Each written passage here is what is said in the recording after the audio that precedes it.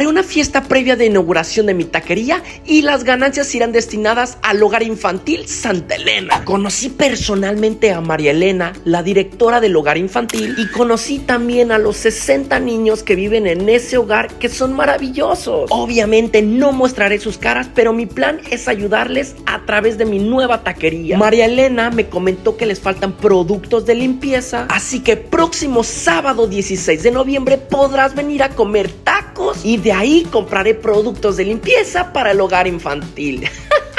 2 tacos o 2 quesadillas por 40,000 guaraníes, pero si tienes tu membresía te saldrá al 50% de descuento, es decir, 2 tacos o 2 quesadillas por 20,000 guaraníes. Para adquirir tu membresía solamente ve al link azul de mi canal de Instagram, te pedirá tu correo electrónico y por 40,000 guaraníes y haciendo clic en el botón azul adquirirás tu membresía. Estamos ubicados en la calle San Jorge,